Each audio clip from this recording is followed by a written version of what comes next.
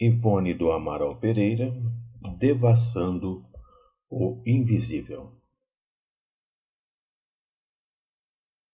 Para conhecer as coisas do mundo visível e descobrir os segredos da natureza material, outorgou Deus ao homem a vista corpórea, os sentidos e instrumentos especiais. Com o telescópio, ele mergulha o olhar nas profundezas do espaço e, com o microscópio, descobriu o mundo dos infinitamente pequenos. Para penetrar no mundo invisível, deu-lhe a mediunidade. Allan Kardec, O Evangelho segundo o Espiritismo, capítulo 28, item 9. Acreditamos, sinceramente, que a mediunidade, nas suas profundidades e verdadeiras potencialidades, ainda é desconhecida dos estudiosos espíritas. O próprio médium não a compreenderá, não obstante sofrer suas influências e ser acionado ao seu influxo até mesmo no desdobramento da vida prática. Basta ser a mediunidade o resultado de um jogo transcendente de sensações e percepções, uma indução de forças intelectivas sobre outras forças intelectivas e também perceptivas, para compreendermos que se trata de uma faculdade profunda, complexa, vertiginosa em suas possibilidades singulares.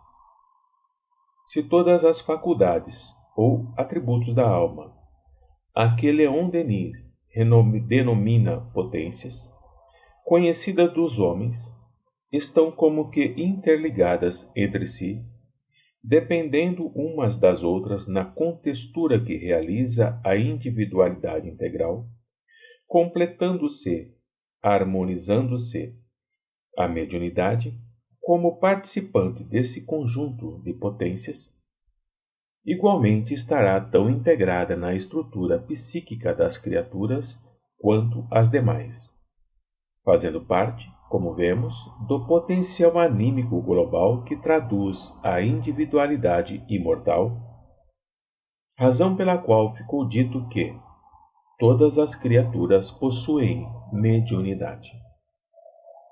Tais potências ou forças são, segundo sabemos até o momento, possuímos, além dessas, outras preciosas faculdades que não se revelarão no estado de encarnação ou no de evolução espiritual medíocre e, conforme denominação da psicologia moderna, as funções conscienciais, que poderemos agrupar em 4 categorias básicas, a saber: funções intelectivas, funções sensoriais, funções afetivo-emocionais e funções perceptivas, das quais se salientam, então, a memória, a razão, o discernimento, a atenção, o pensamento, a vontade,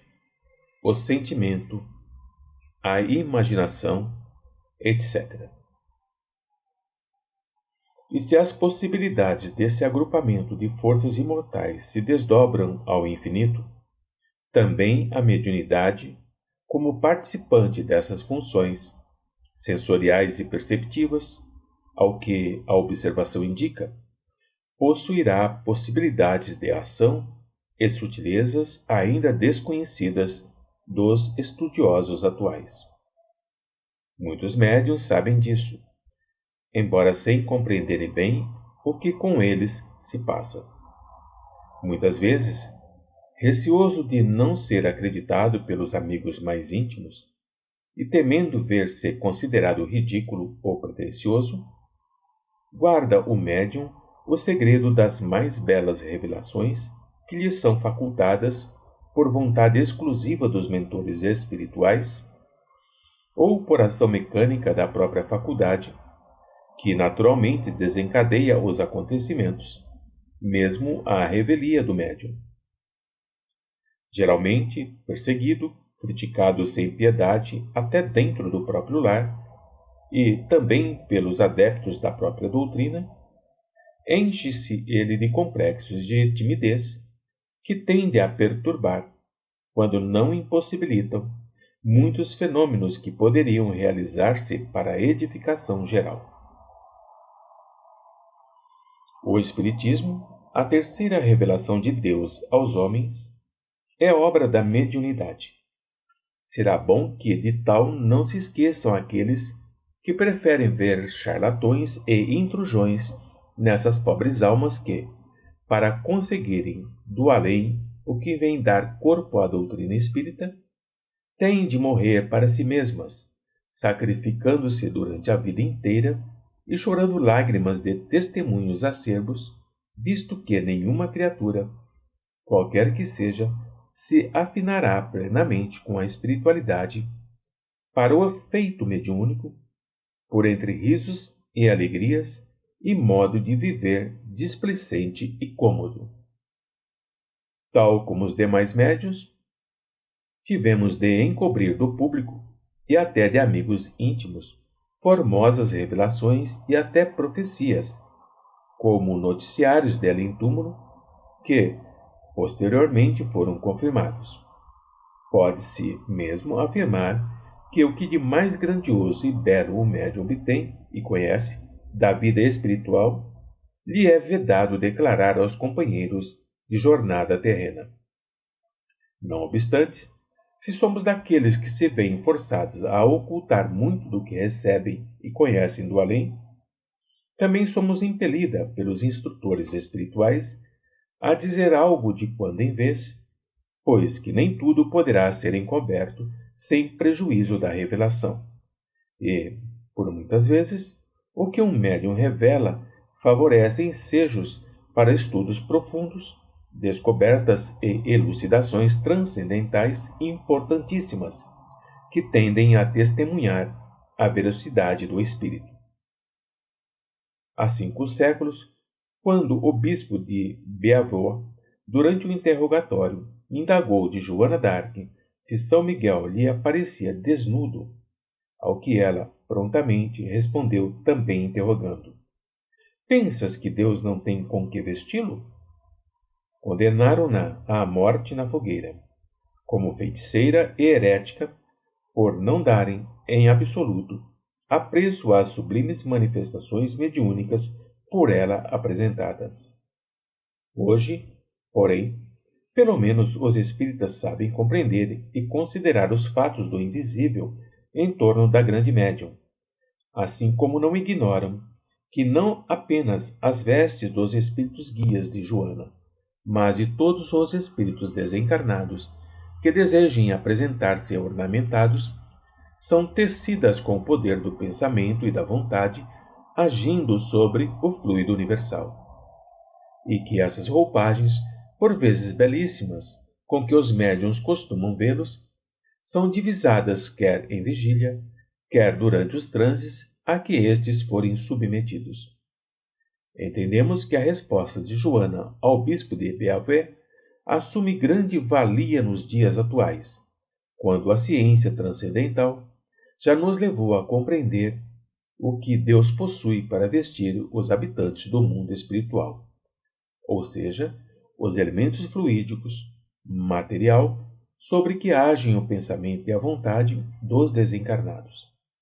Assim sendo, não desprezaremos anotar pequenos detalhes da mediunidade que, mais tarde, quem sabe, como acontece no presente, a resposta de Joana ao seu algoz, resposta que só após 5 séculos foi devidamente compreendida, poderão ser também de utilidade para esclarecimento do leitor e servir, outrosim, de ponto de partida para estudos e meditações em torno de tão magnífico assunto.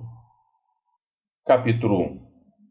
No ano de 1915, no decorrer de memorável sessão a que assistiram nossos pais, em seu próprio domicílio, na cidade de São João del Rei, em Minas Gerais, e na qual servia o médium Silvestre Lobato, já falecido, o melhor médium de incorporação por nós conhecido até hoje.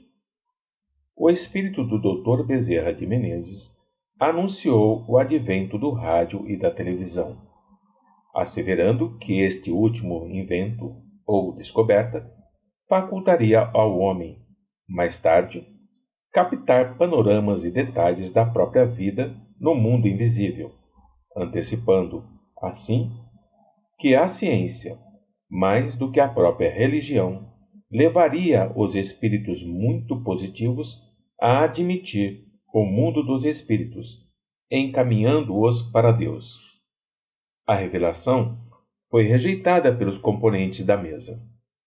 O médium viu-se acoimado de invigilante, convidado a orar e vigiar, e o espírito comunicante, doutrinado como mistificador e perturbador da ordem e do bom senso. No entanto, parte da profecia já foi cumprida, e não será difícil que a segunda parte o seja também, quando o homem se tornar merecedor da graça de entrever o além-túmulo através do seu aparelho televisor. Capítulo 2. Os médiuns espíritas que se entregam à oratória, sempre veemente e profundamente inspirada, não recebem, precisamente, as intuições no momento em que discursam. Ao mais das vezes, como nem sempre o seu instrutor espiritual estará presente ao seu lado, na tribuna, o que frequentemente acontece é que, já possuidor do necessário cabedal, embora não seja verdadeiramente um orador, na véspera desse trabalho, ou poucas horas antes, o médium será arrebatado em espírito por seu guia espiritual, durante o sono, para o espaço. Fornece-lhe as instruções para o discurso. Fá-lo discursar em sua presença, imprimindo na mente do seu pupilo o característico da sua própria oratória. Exerce sobre ele, enfim, seu intérprete, a sugestão hipnótica ou hipnose. Ao despertar do sono, o médium estará tranquilo, sentindo algo indefinível dentro de si, sem, todavia, recordar o que se passou durante o seu repouso. Mas, no momento da oratória, esta será repetida exatamente como foi delineada e autorizada no espaço, com eficiência e agrado geral, sem que o médium vacile por um instante na eloquência assim adquirida. É por isso que o estilo deste ou daquele espírito, se conhecido dos assistentes, chegará a ser reconhecido para a edificação de todos. Daí a necessidade que todo médium orador sente de se recolher e isolar horas antes, ocasião em que, geralmente, se deixa vencer por um sono ameno e reconfortador. As melhores palestras que nos foi dado realizar sobre assuntos espíritas concederam-nas os nossos amigos espirituais por essa forma. Muito embora, no momento do testemunho ou reprodução da peça oratória, costumem eles exercer uma certa vigilância em torno do médium. Será bom, por isso mesmo, para a maior grandeza desse feito mediúnico, que os ambientes dos centros espíritas não sejam alterados por quaisquer acidentes profanos. Capítulo 3. Existem obsessões produzidas pela hipnose durante o sono natural. O médium, ignorante das próprias faculdades, e que, no caso, em geral não será espírita, deixa-se dominar por um inimigo invisível durante o sono. Afina-se com o caráter deste e recebe suas ordens ou sugestões, tal como o sonâmbulo às ordens do seu magnetizador. Ao despertar, reproduz mais tarde, em ações da sua vida prática, as ordenações então recebidas, as quais poderão levá-lo até mesmo ao crime e ao suicídio. Será prudente que a oração e a vigilância sejam observadas com assiduidade, particularmente antes do sono corpóreo, a fim de proteger o médium contra esse terrível perigo, pois que isso favorecerá como harmonização de sua mente com as forças do bem, o que evitará o desastre. O mundo invisível é intenso, nem tudo ali será beleza, espiritualidade, fraternidade, flores. Também a inveja, o ódio, o despeito, o ciúme, o crime e até o sensualismo existirão no invisível, rodeando nossas almas e tentando-as durante a emancipação concedida pelo sono natural. Os atributos da alma, por sua vez, são profundos, complexos e poderosos, e, quando mal orientados, poderão ocasionar calamidades ao nosso derredor. O estudo da personalidade humana, como o da individualidade espiritual, a reeducação moral, através dos ensinamentos evangélicos, esclarecendo a criatura quanto a si mesma, abrem-lhe um horizonte novo, onde o equilíbrio geral acarretará o domínio de toda e qualquer situação a que sejamos arremessados por força do progresso a realizar. Capítulo 4. Em determinadas ocasiões, sem que conheçamos as razões, transes singulares sobrevêm com nossas faculdades mediúnicas, ignorando nós se o mesmo acontecerá aos demais médiuns. Nós que, comumente, tantos esforços despendemos a fim de conseguir boa harmonização com os amigos invisíveis para o feito psicográfico, subitamente, por vezes em plena rua, durante um passeio ou um giro necessário, somos surpreendida por um estado singular. Nosso espírito como que se distende, elevando-se a algo da matéria, para viver simultaneamente da vida material e da vida espiritual. Advém, então, um estado crítico, algo penoso, mas ao mesmo tempo delicioso, reconfortador.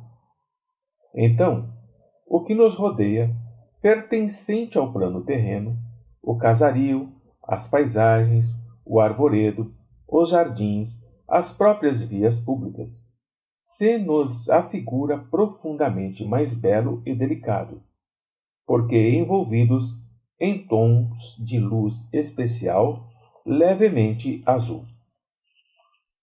Julgamos tratar-se essa luz de modificações do próprio fluido universal que sabemos disseminado pelo infinito.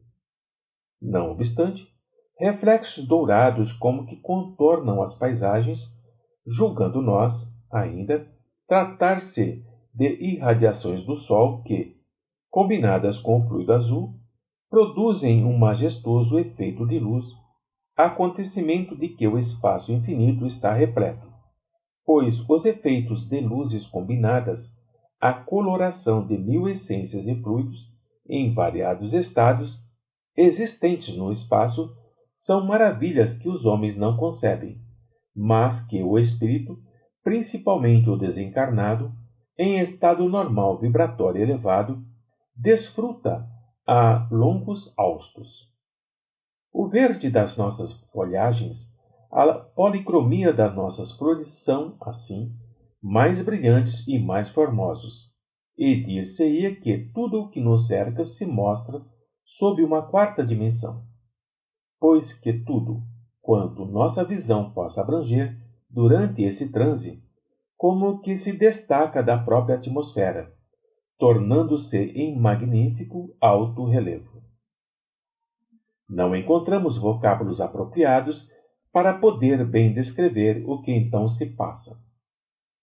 Mas o que é bem certo é que, contemplada pelos olhos espirituais, ou pela visão mediúnica levada a esse gênero de transe, a Terra é profundamente mais bela e aprazível do que se apresenta à visão física material comum. O mesmo fenômeno observamos quando nossos guias, ao prepararem o volume Memórias de um Suicida, nos levaram à cidade do Porto, em Portugal, em corpo astral, fazendo-nos contemplar o Cais da Ribeira, com sua movimentação típica, e o Rio Douro, com a magnífica Ponte Dom Luís, cuja existência ignorávamos. No Porto, no entanto, os coloridos eram mais vivos do que os entrevistos no Rio de Janeiro. Em ocasiões tais, alterações significativas se dão em nossa personalidade. As criaturas humanas nos aparecem como meras sombras. Seremos capazes, porém, de reconhecer amigos e conhecidos. Mas tememos encontrá-los, acometida do singular terror de que nos cumprimentem e nos falem, pois não poderíamos corresponder-lhes. Temos a impressão de que, se nos falassem, terrível choque adviria, causando-nos grande mal. Vemos, no entanto, nitidamente, os espíritos desencarnados e lhes falamos longamente. Quantas vezes, sob esse estado, temos perlustrado as ruas do Rio de Janeiro, ouvindo o que nos dizem Charles, Chopin, nossa mãe e outros amigos espirituais, cujos nomes ignoramos, em vigília, mas que sabemos gravados ternamente em nosso coração espiritual. Essas conversações, no entanto, jamais são recordadas ao findar do trânsito. Esquecemo-las completamente, para nos lembrarmos apenas de que fruímos feliz convívio com os bons amigos do além, cuja solicitude nos reanima para novas etapas terrenas. Todavia, tais estados nos causam profundo abatimento físico e uma como sonolência deprimente, enquanto nossas feições endurecem e nossos dentes se cerram, como se nos ameaçasse o fenômeno cataléptico. Mas estarão eles, realmente, os bons amigos, caminhando conosco pelas ruas, uma vez que o fenômeno se verifique durante algum giro que fazemos? Será mais provável que não. Estarão além, com os pensamentos e as irradiações voltados para nós, enquanto que a sutileza da nossa própria faculdade, igualmente distendida à sua procura, se prestará ao extraordinário feito. E nem se suponha que haverá perigo para a nossa vida ao atravessarmos a via pública, por mais movimentada que seja, porque, em tais circunstâncias, sentimos maior segurança ao nosso redor e dispomos de maiores recursos para nossa própria vigilância do que no estado normal. Como classificar esse fenômeno, ou transe? Não sabemos, apenas registramos o fato, afirmando a grande felicidade que fruímos nos momentos em que ocorrem. Não obstante, tratar-se de um estado algo penoso, pois são as duas vidas que se entrecruzam num panorama duplo. Capítulo 5. Nosso amigo espiritual Charles assevera que as sutilezas da nossa faculdade mediúnica prestam-se sobremaneira ao domínio obsessor. Estaríamos, portanto, irremediavelmente perdida para as tarefas deste mundo, se, carregando tais particularidades mediúnicas, não tivéssemos nascido em ambiente espírita para, desde muito cedo, cultivarmos a faculdade à luz do Evangelho do Cristo e sob as diretrizes sadias do Espiritismo, codificado por Allan Kardec. E afirma ele, também, que os manicômios terrenos estão repletos de pobres criaturas consideradas enfermas irremediáveis, quando apenas são portadoras de faculdades mediúnicas. E isso porque a medicina oficial e as religiões não se dignam explorar a ciência da alma humana e suas potências, pois tais enfermos seriam facilmente curados, quer por uma ou pelas outras, se elas se dessem ao sublime empreendimento de investigar os arcanos da espiritualidade, como faz o Espiritismo. Por isso mesmo, no que particularmente nos diz respeito, houve mister de os nossos guias nos prepararem com operações perispirituais melindrosas, a fim de resistirmos aos embates mediúnicos, visto que nossas tarefas obrigatórias implicariam o convívio espiritual com os níveis inferiores do mundo invisível, onde proliferam elementos perniciosos capazes de infiltrar a obsessão por mil formas diferentes e, até involuntariamente, sem quaisquer desejos de nos prejudicar. Tal operação perispiritual, inteiramente psíquica, era usada outrora entre iniciados hindus e egípcios, antes de se confiarem à prática dos mistérios, ou seja, o intercâmbio com os chamados mortos. E foi levada a efeito, tendo em vista que pertencemos, desde séculos, àquelas falanges orientais. Assevera Charles, ainda, que, por tudo isso, nós outros, os espíritas, deveremos empreender todos os esforços para difundir a doutrina espírita entre os homens, sob o critério sadio com que o céu nola tem revelado, visto que somente ela estará em condições de resolver os múltiplos problemas que desorientam a humanidade. Item 6. Não faria juízo muito justo dos filhos de Deus aquele que supusesse ser um obsessor, entidade generalizadamente malévola. Certamente que a gradação desses pobres delinquentes é quase infinita. Caberiam no volume o estudo e a classificação dos espíritos obsessores com quem temos tratado desde o início das nossas tarefas mediúnicas. É possível que existam aqueles verdadeiramente réprobos, que, há séculos, permanecem nas sombras do invisível, incapacitados até mesmo de se comunicarem mediunicamente, cuja truculência vibratória aniquilaria um médium se dele se aproximassem. Não os vimos jamais, porém. Até o presente, o mais pernicioso obsessor que conhecemos, aquele que nos chegou a apavorar, do qual fugimos espavorida, em corpo astral, foi certa entidade que perseguia uma doente, obsidiada, internada em uma casa de saúde espírita de Belo Horizonte, em Minas Gerais.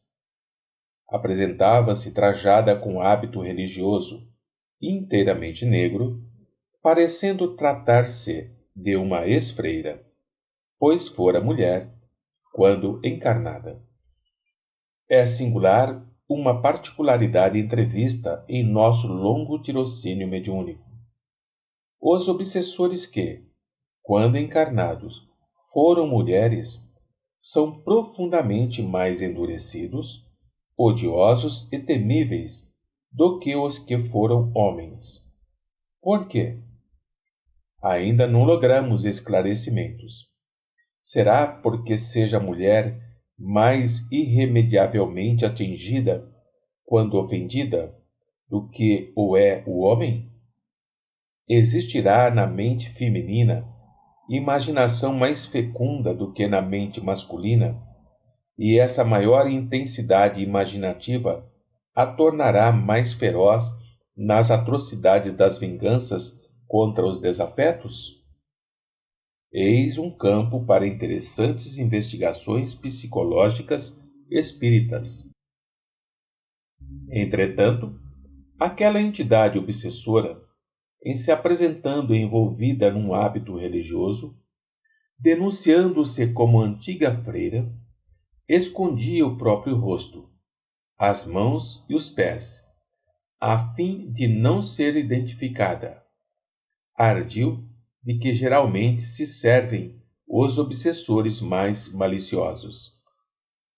Escondia-os, porém, sobrepondo-lhes hedionda máscara de caveira, com mãos e pés de esqueleto, procurando infundir terror ou impressões fortes.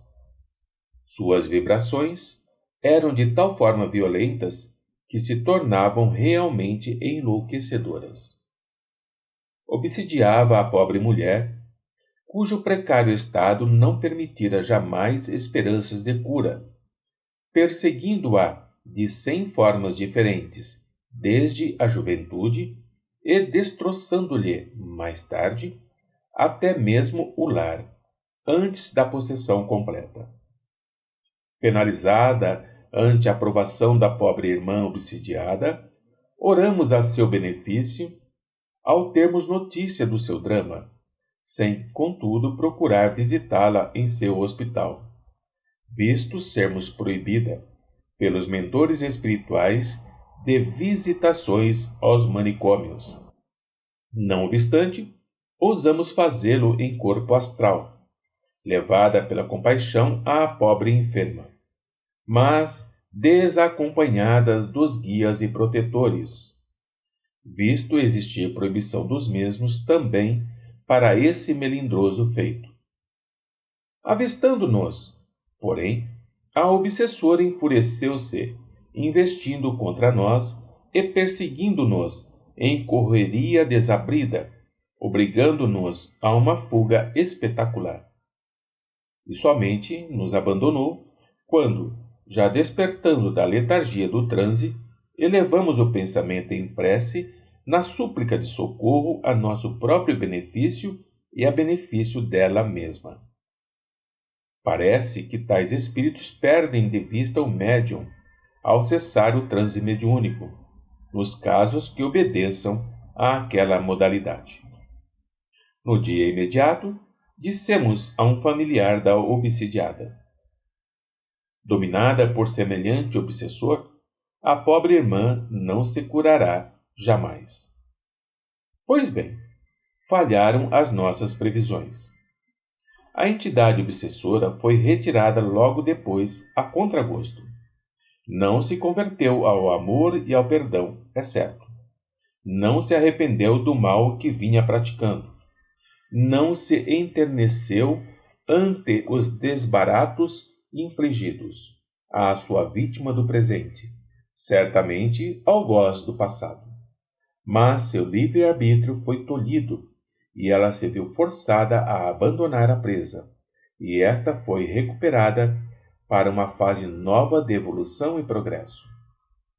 É que, sobrepondo-se às torpezas engendradas pela ignorância das criaturas que se debatem nas espinhosas vias dos aprendizados evolutivos, existe a benevolência suprema do Criador, capaz de operar tais milagres, a benefício daqueles que derivaram das suas próprias essências eternas.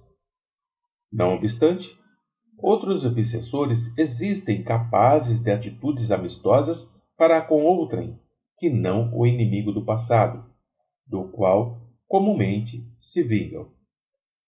Contamos, no espaço, com a amizade afetuosa de vários espíritos obsessores que jamais nos molestaram, os quais, quando de uma série de amargos testemunhos a que fomos convocada, vinham em visita até nós, oferecendo-nos seus préstimos para algo que precisássemos. Nada puderam fazer por nós, é certo, visto ser o caso irremediável e não se encontrarem em condições de interferir a nosso favor.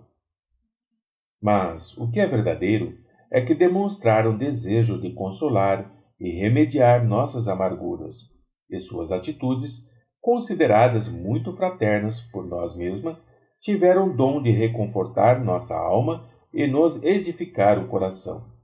Dado o encanto da revelação então obtida, a beleza do ensinamento aí percebido.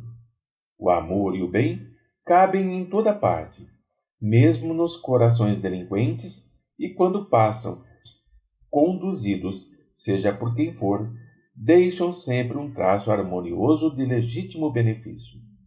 Dá-se, com muitas dessas entidades, o que se verifica na sociedade terrena.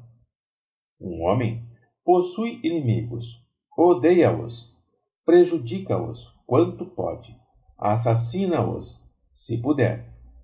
Isso, porém, não impedirá que estime a outros homens, que seja leal amigo de outros tantos, honesto em seus empreendimentos sociais, etc.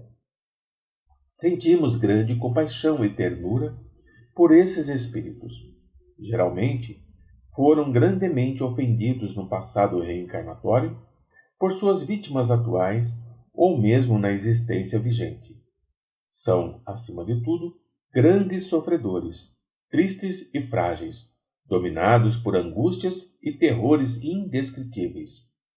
Protegê-los através das nossas preces enternecidas, elucidá-los com nossos conselhos diários na conversação telepática, envolver seus infortúnios com a fraternidade sorvida nos evangelhos, é também servir a Jesus e propagar sua doutrina, porque é recuperar a ovelha transviada para o redil do bem. Ao reencarnarem, essas almas, que também são emanações do Todo-Poderoso, procurarão o berço natal em ambientes espíritas, agradecidas pelo socorro que receberam dos adeptos da magna ciência e esperançadas na própria redenção que lhes acena dos códigos imortais do Espiritismo. Que os médiuns espíritas cristãos não se arreceiem deles.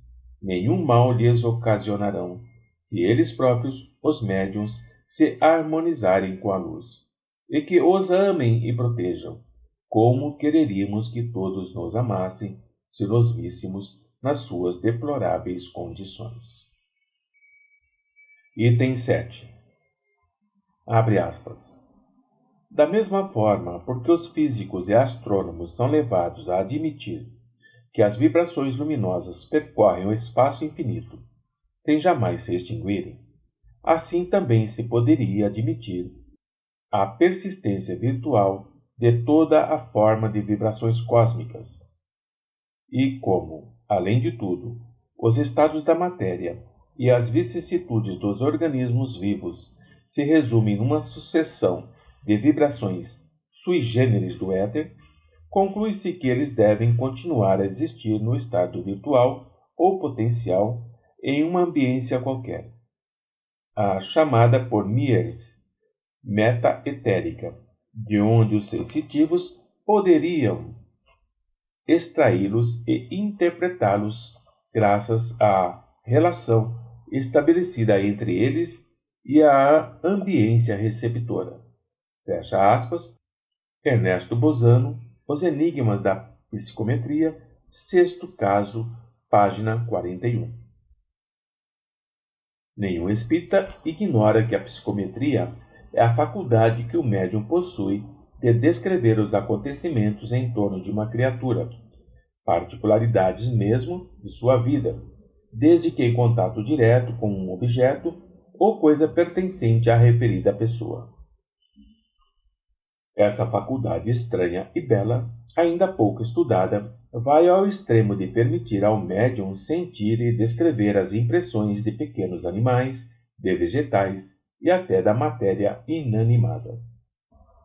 Ernesto Bozano, já por nós citado várias vezes, refere-se, em sua encantadora obra, Os Enigmas da Psicometria, à médium inglesa Edith Hawthorne, que, em contato com uma pena arrancada a um pombo-correio, após longo voo e um pequeno galho de árvore, descreveu as impressões do pequeno animal durante o mesmo voo, assim como acontecimentos desenrolados no próprio local em que se erguia o pombal, ao passo que igualmente descrevia não somente o que se passaria com a árvore, isto é, o seu desenvolvimento, a florescência, a distribuição da seiva e a expansão das raízes, etc., mas também as impressões de vermes que viviam no subsolo, onde se erguia a árvore, prenunciando mesmo, com 5 horas de antecipação, o motivo da inquietação dos vermes, ou seja, o desabamento do subsolo onde se achavam, motivado pelas escavações de uma galeria de minério da região. Tudo rigorosamente estudado e comprovado pelos experimentadores que residiam em Dudley, Inglaterra, onde a médium jamais fora, pois que residia em Londres. Outra médium psicômetra, Elizabeth Denton, em contato com uma lasca de pedra recolhida de uma região de minério de chumbo, Wisconsin, Estados Unidos, descreve a história da mesma pedra, desde que foi arrojada das profundezas de um vulcão durante uma erupção, relatando, tal se fosse a mesma pedra, os sucessos com esta ocorridos através dos séculos. Note-se que as médiuns ignoravam, às vezes, os objetos que lhes apresentavam para serem psicometrados, pois houve, em certas experiências, o cuidado de ocultá-los, envolvendo-os em algodão ou retendo-os em embrulhos ou caixas muito bem atadas. Analisada por vários pesquisadores, essa mediunidade foi constatada real, não obstante os mistérios que envolvem suas possibilidades. Ora, sendo a mediunidade, em geral, ao que se observa uma sensação ou uma percepção participante de determinadas funções da consciência, e sendo essas entendidas como potências da alma que traduzem a sua individualidade, acreditamos que todas as criaturas sejam dotadas dessa faculdade em grau maior ou menor, dependendo de um estado mais ou menos acentuado de desenvolvimento ou experimentação. Todavia, parece-nos que, no estado de desencarnação ou de desprendimento espiritual, esse atributo da nossa individualidade anímica emerge espontaneamente, visto que, no que a nós própria respeita, certos acontecimentos desenrolados durante aquele segundo estado parecem confirmar nossa impressão.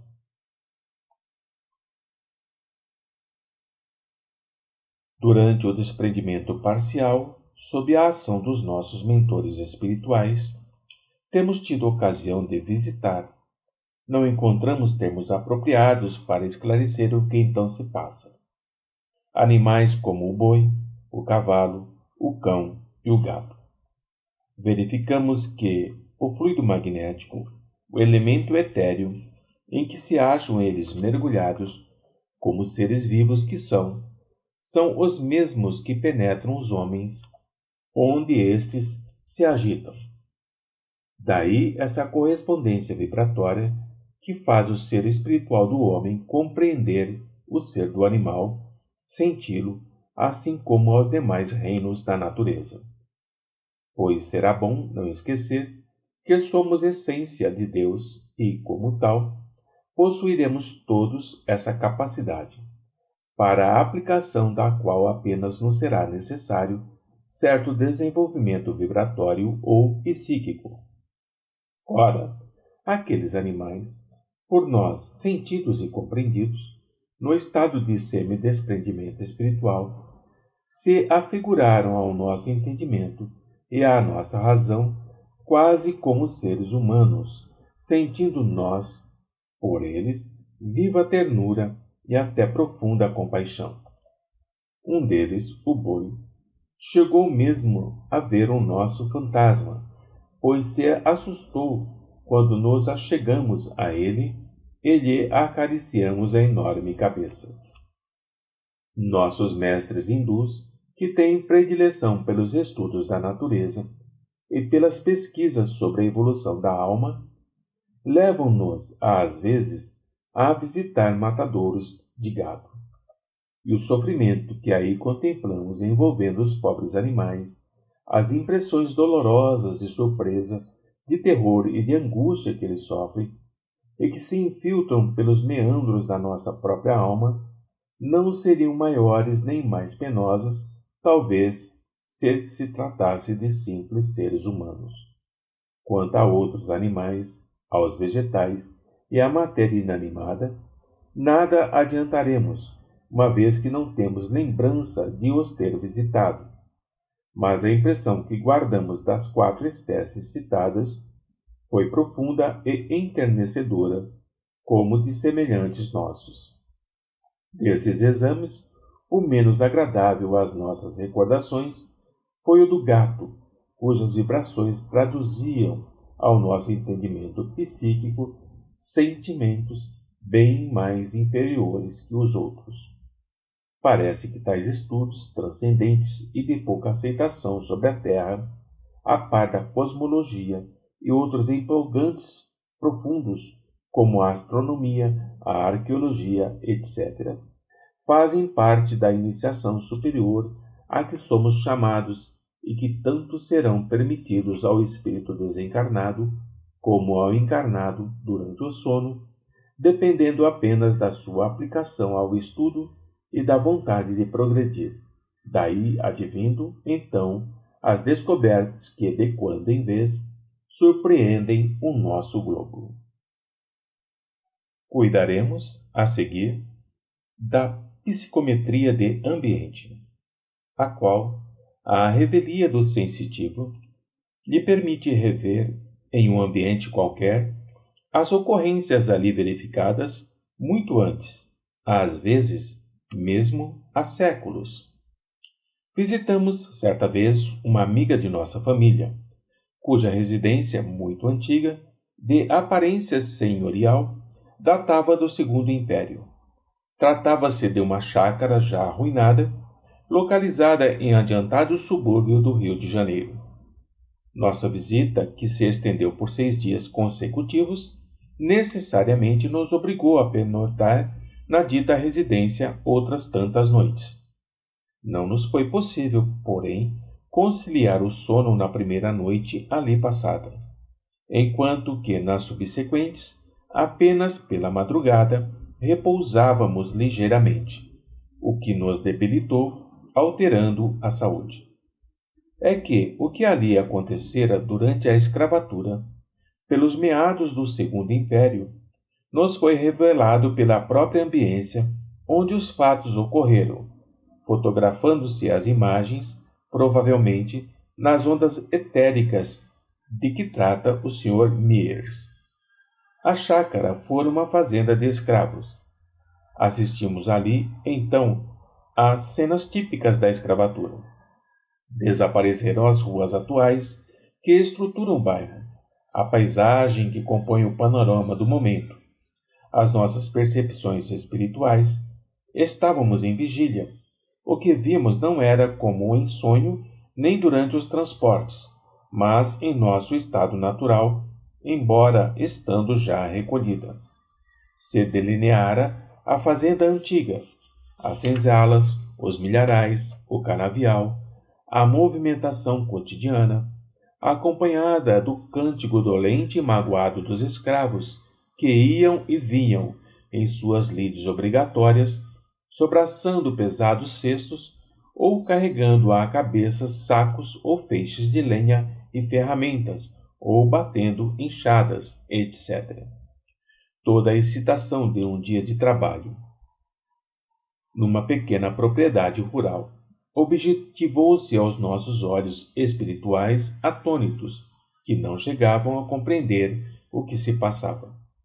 No pequeno pátio lateral, para onde deitavam janelas e portas do aposento que ocupávamos, separado do terreiro fronteiro por um muro, típica obra de cantaria que denunciava o labor do braço escravo, vimos uma escrava trajada de saia preta e camisa de algodão cru, lenço branco à cabeça, mexendo com enorme colher de pau em um grande tacho de cobre cujo conteúdo refervia sobre um fogão de pedras e tijolos no próprio chão, parecendo tratar-se do sabão de cinza fabricado em casa, o que era comum pela época, e, até há bem pouco tempo, em certas cidades do estado de Minas Gerais.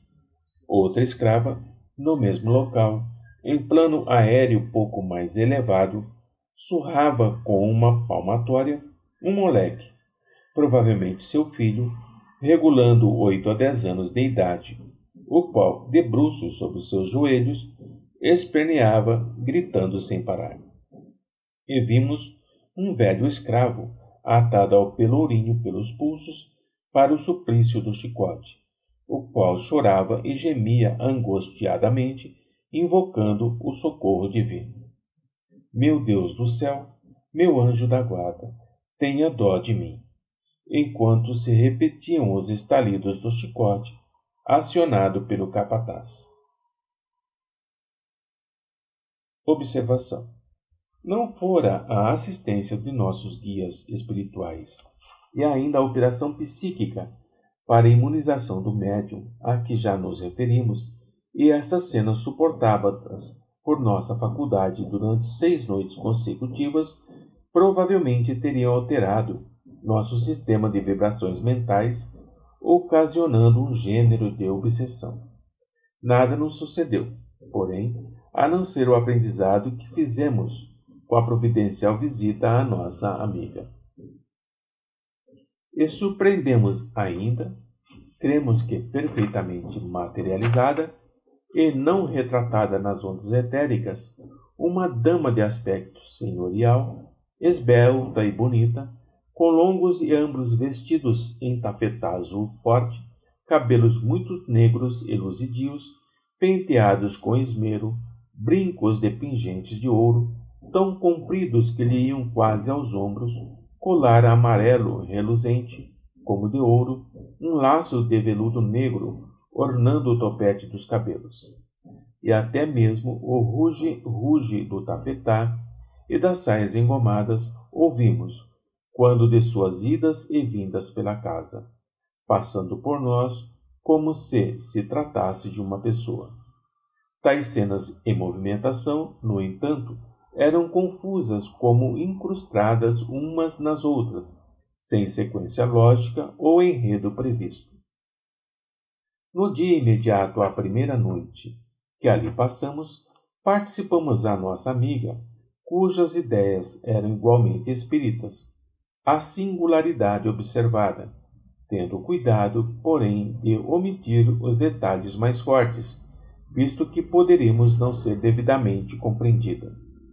Ouvindo-nos o relato do velho escravo ao pelourinho, respondeu excitada. Esta chácara foi uma fazenda de escravos ao tempo do Império. Ainda existem nos fundos do quintal as ruínas de um pelourinho. Com efeito, levando-nos a uma pequena elevação existente nos fundos do extenso terreno, contemplamos o pedestal em cantaria pesada, ainda quase intacto, e os restos da coluna onde eram amarrados os pobres negros para serem açoitados.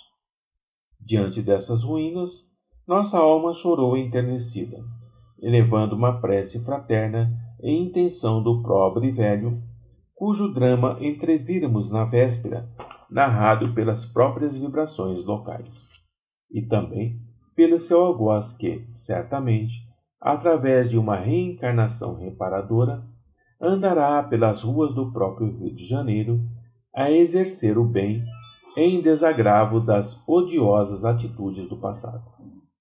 Hoje, quase 20 anos após essa visita, no mesmo local, ergue-se belo edifício de apartamentos residenciais. Detalhe sugestivo e singular. Nessa mesma residência, algum tempo depois, o espírito do Dr. Adolfo Bezerra de Menezes forneceu à nossa visão espiritual quadros expositivos do seu romance, mais tarde ditado através de nossa psicografia, A Tragédia de Santa Maria, em cujas páginas existem cenas do tempo da escravatura no Brasil. Ainda no Rio de Janeiro, residimos, certa feita, numa casa que fora construída por um velho casal de operários espanhóis. Numa dependência, aos fundos, habitavam filhos e netos do mesmo casal, de idêntica nacionalidade. Ali, porém, permanecemos apenas 8 dias, dado que não nos foi possível conciliar o sono de forma alguma durante aquele espaço de tempo.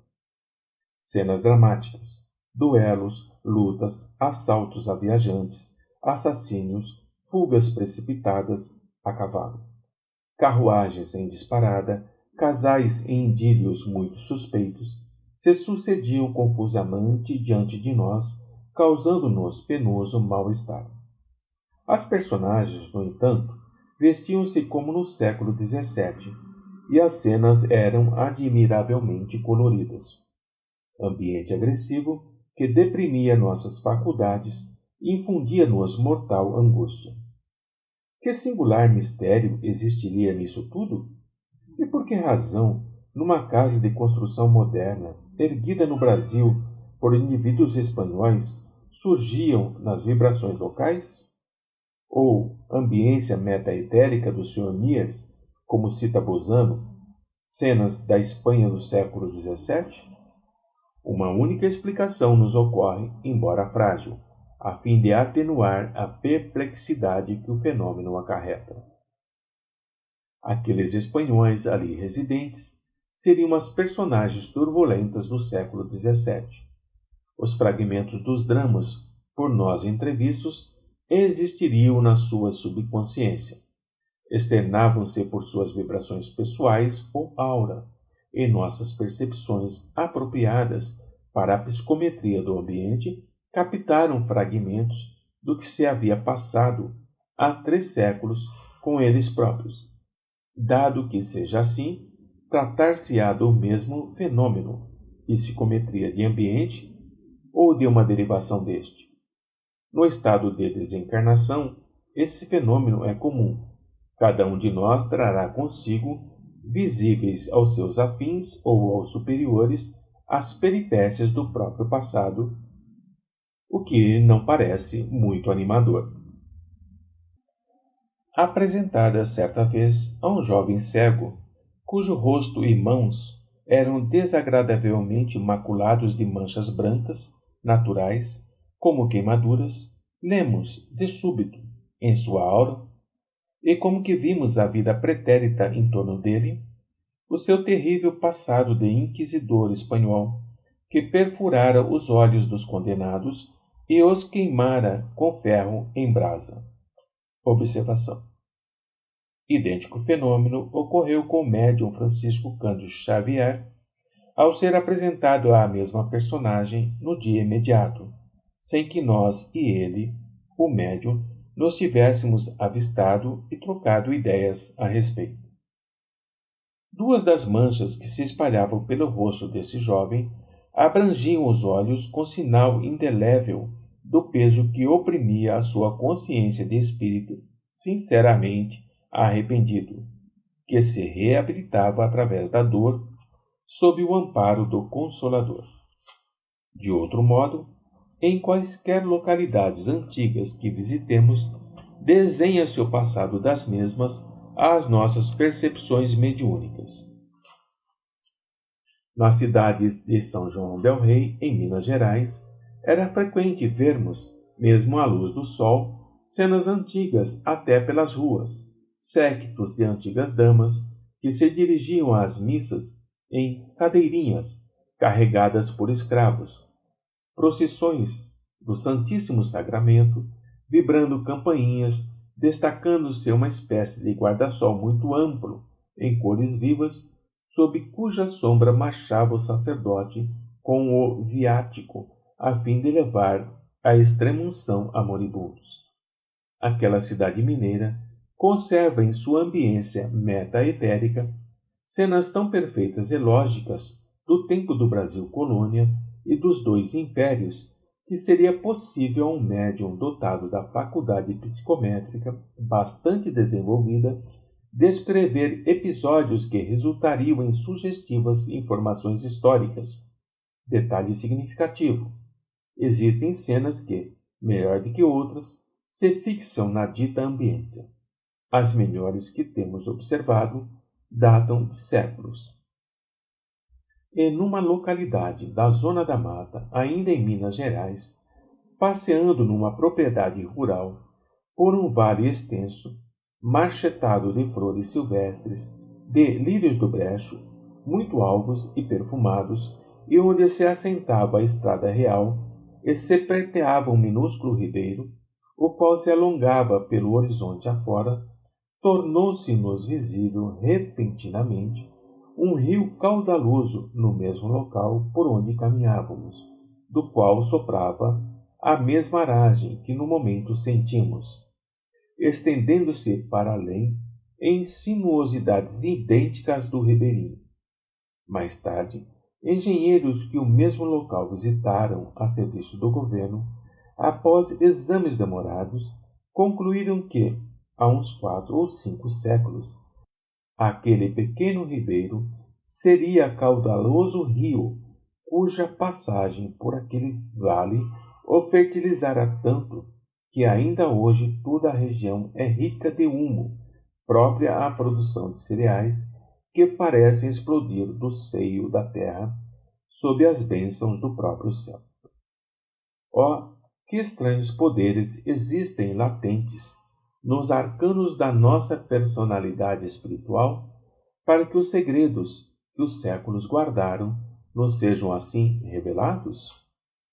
Tinha razão o professor Bozano ao afirmar que o mistério que envolve a psicometria é desorientador.